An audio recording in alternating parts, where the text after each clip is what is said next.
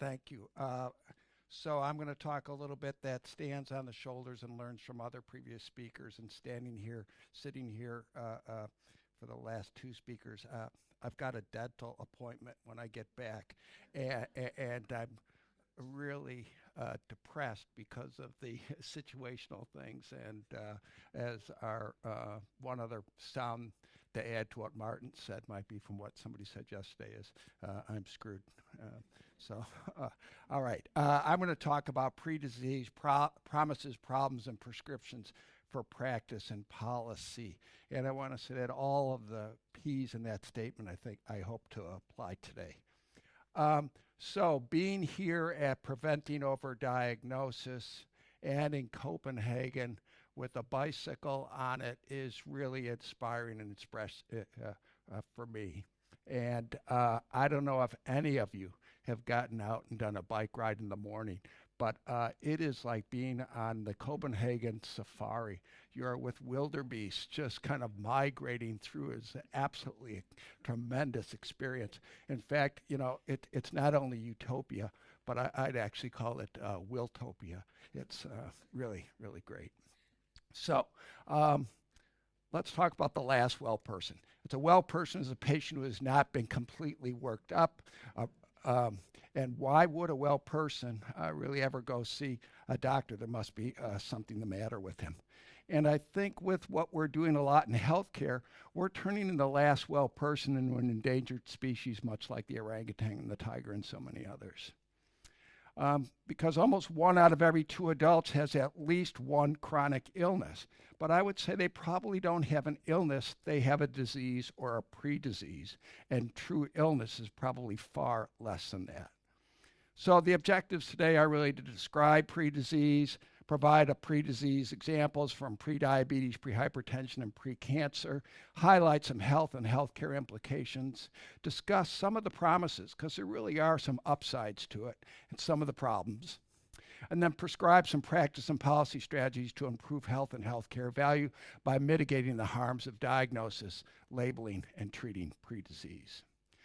So I presented something like this a little bit last year at Calgary. A hypothetical 66-year-old white male with a BMI of 24, otherwise a healthy individual, sees his highly respected physician who recommends a variety of screening procedures, pre-diabetes, pre-CKD, and colorectal cancer screening.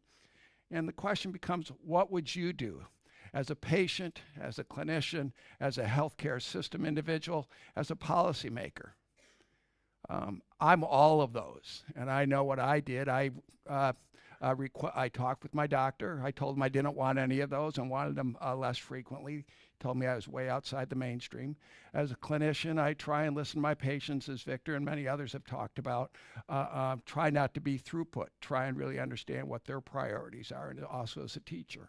As a healthcare system, I try and work with our medical center to try and implement high-value care. And as a policymaker, I serve on a variety of clinical practice guidelines that considers overdiagnosis as part of our recommendations. So the inspiration for this talk has really been by a variety of people I've been privileged to be involved with. One is a cardiologist who gave a grand rounds the other month about congestive heart failure and really nicely walked us through it. But then I looked at some of the protocols that he had, and there was one here about stage 2 pre-heart failure. And I kind of went, well, what's that? And then I looked even further, and there's another one, there's stage A. You're like at risk for heart failure. So it's like even pre-heart failure. And I was just really dumbfounded by all of that. And then his wife, who's in our section and has got an office right next to me, she's doing some research on pre-diabetes. And absolutely, these are wonderful doctors. And she's trying to look at some of the solutions to it and is involved with the trial that's looking at the use of metformin to try and improve health outcomes for those for pre-disease. But look at the size of this trial, 7,400 individuals to have a 3% absolute risk reduction after about 5 to 6 years. And these are people already with established disease. For those without heart disease, any effect size absolute would be much, much, much smaller. So another inspiration is really from both Stephen and Lisa. These individuals really have been the inspiration for this conference since its inception, and through their work in the media and preventing overdiagnosis and getting people to know your chances. And then one more incredible is really my wife, the old gentle lioness, Chris Hensrud. She motivates me, but she also kind of is inspired in her areas of research, really, which is in reducing overdiagnosis and the implications of expanding definitions of disease and osteoporosis, and keeps me honest. But I think our really true inspiration are the patients that we serve. They have their fears, their hopes, and they have their trust in you. And they really have a variety of different desires for their health care. But it's our need to be able to listen to them and treat their health care rather than just be high-priced widget makers and through processors and performance measure and reminder checkers. So what's the definition of health? It's a state of complete physical, mental, and social well-being, and not merely the absence of disease or infirmity. And what is disease? Disease is an illness that affects humans. What is pre-disease? It's claimed that it's a subclinical prelude to a disease with a greatly increased predisposition, but its operational definitions or clinical value may be contentious. And the way it's typically portrayed is that you have this inexorable progression of disease from a, quote, normal state to a pre-disease state to a disease state, and it always goes from left to right. But that really is not true. And we don't even know if disease state is really illness, particularly as advanced technology moves us to call something a disease in asymptomatic individuals. So I ask you this provocative question. Are these really diseases, or are they illness risk factors? And increasingly we call people and label them as diseased when they're asymptomatic, and many of them may never go on to have a bad health outcome or true illness. And these words are very alarming and pejorative and force us to do more treatment and more overdiagnosis. So let's say you have pre-disease. What is the implication? It means that there's going to be a lot of trouble. You're going to be like Alice in Wonderland and going through the health system, industrial complex, through the look down into the rabbit's hole there for more care. Here are some pre-disease examples. There are a variety of names. Not all of them begin with the word pre, so it can kind of be slippery of how they're called. And if you look a little further, there are almost always some background noise between specialty societies that often tend to profit or see it from a different position, or with industry supporting more diagnosis and more treatment. Sometimes with benefit, but sometimes not. It often results in overdiagnosis. And really, pre-disease, I'd like you to take home, is really a risk factor for an illness that can lead dramatically to overdiagnosis and overtreatment. So, thinking back, cavemen and women had far fewer disease and no pre-disease. But they had a lot of illness and they had shorter lives. So, but as we've advanced, we've had advanced technology, and some of that is incredibly good. Some of our expansions in life expectancy, as described yesterday, are truly related to our healthcare advances.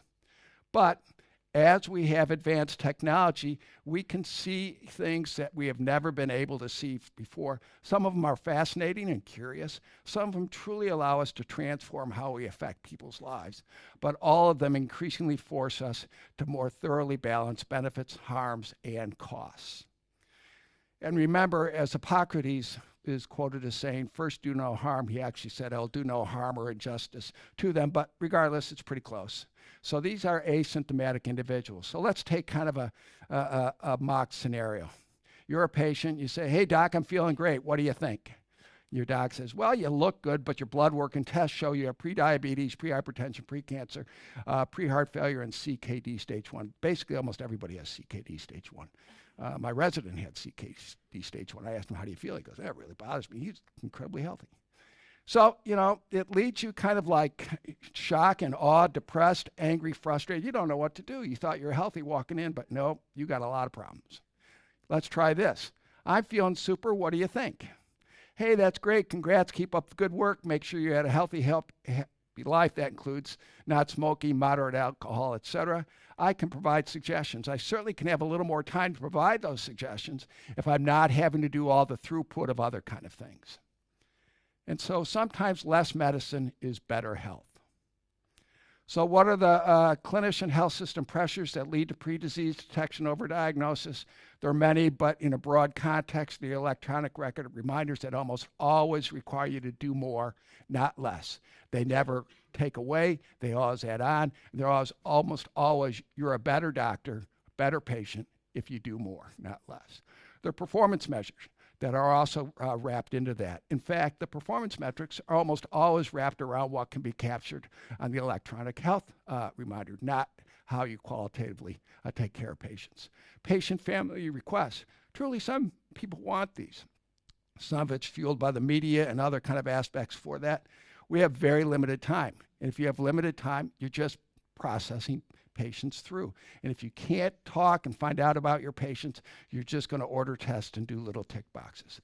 Lack of knowledge. The talk earlier today talked about some of the ways we can use informational materials and electronic areas to kind of improve the knowledge of clinicians and patients so they know not only about risk, but absolute risk and absolute risk reductions of any interventions.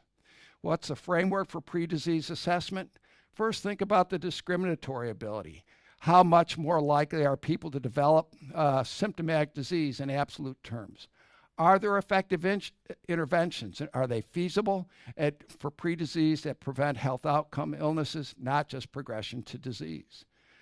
Do the benefits exceed the harms, and are costs acceptable in terms of cost effectiveness, budget impact, and burden and time?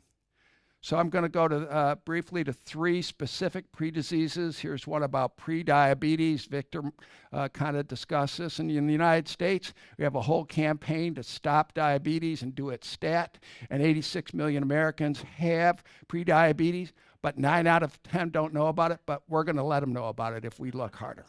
So don't you worry. Stephen and Lisa, many years ago, way ahead of the curve, looked at expanding disease definitions and how it creates a sickness epidemic. From just shifting slightly what you call disease, you can increase diabetes incidence and prevalence by about 1.7 million. And now if you shift it even further to where you have pre-disease, nearly 30% of the population is labeled as disease. Probably not ill, but they've got disease. Well, we may make them ill. And milder spectrum of abnormality leads to less treatment benefit because even at the same relative effect, you have lower absolute risk of an event.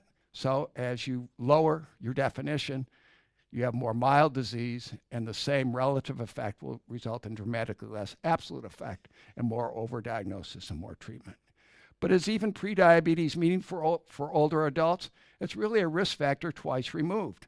But by expanded definitions of the disease and guidelines, we now are subjecting anywhere from 43 to 82% of individuals to be candidates for pre-diabetes screening.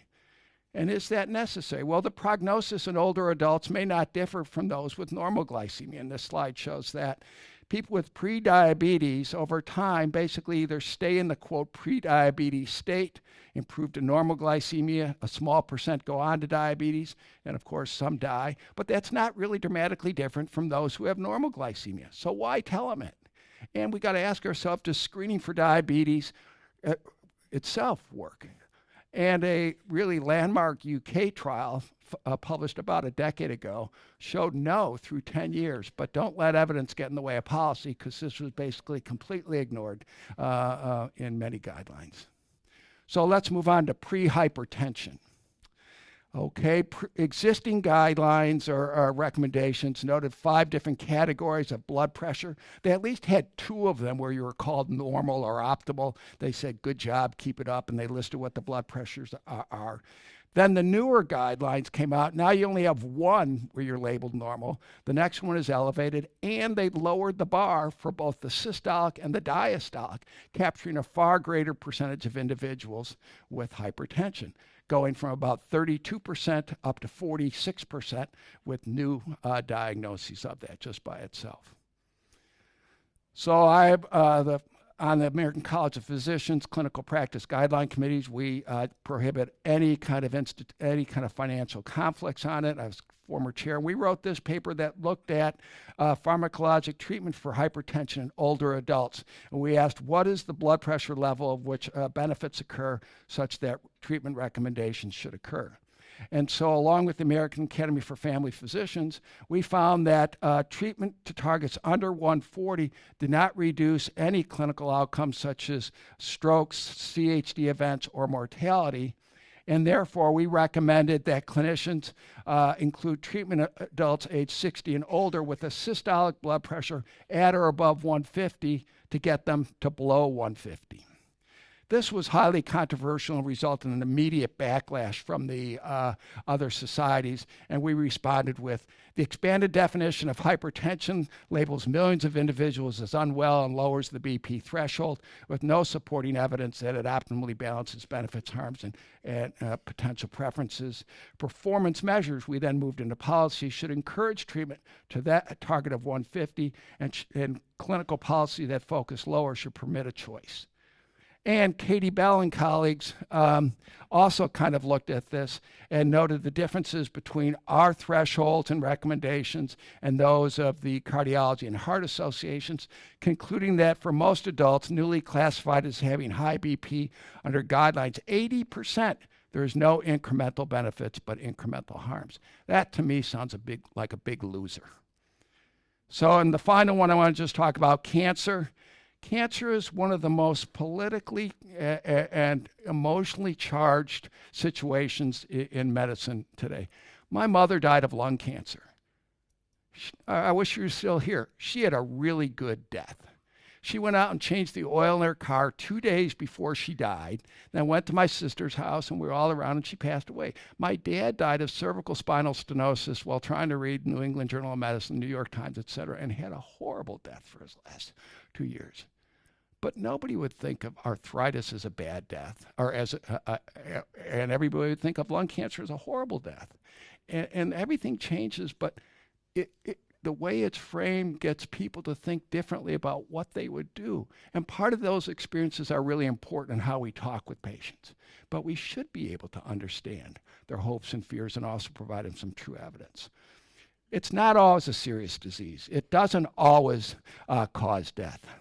And precancer, scientists often can't even predict which early stage cancers of precancer will go on to cause harm, but more screening can increase your chances of being treated. We often think of it as a white or black sort of thing. You either got cancer or you don't. You're going to live or you're going to die. But in reality, like all things, it's shades of gray and gradations. But precancerous colon polyps have often resulted in overdiagnosis, more intensive screening intervals, et cetera, in part because there's this viewpoint that you have this progression of disease with polyps, and those polyps will always progress, lead to invasive cancers, and all invasive cancers will kill. But that is just not true, and there's science to show it. Many of them are extremely slow growing, especially in older adults. Some of them don't progress at all, or actually even regress. But yet treatment algorithms often say, find everything, get everything out, because it'll kill you if you leave it there. And it's resulted, along with increased incidence and other aspects for the U.S. Preventive Services Task Force and others, to lower the age of recommended screening to 45 and extend it all the way to 85, basically resulting in prolonged screening. But Stephen and colleagues have shown that really the rising incidence is some graphic shenanigans. When you look at it, it looks like a big rate there, but it's really, look at the y-axis, it's dramatically different. And so when they graphed it on the same graph, you find out that the rates really have not changed over time and are incredibly smaller versus the higher age groups. Others have also published on time needed to treat, the questionable value of colorectal cancer screening, and others, and far less aggressive and far more evidence-based colorectal cancer screening that can reduce overdiagnosis and harms. So the American College of Physicians recently released our guidelines on that discourage screening in that younger age group. Importantly, not only did we have some green things, but we had red things. Telling people what not to do is an important controlling thing that also frees up space to allow them to do what they should be doing.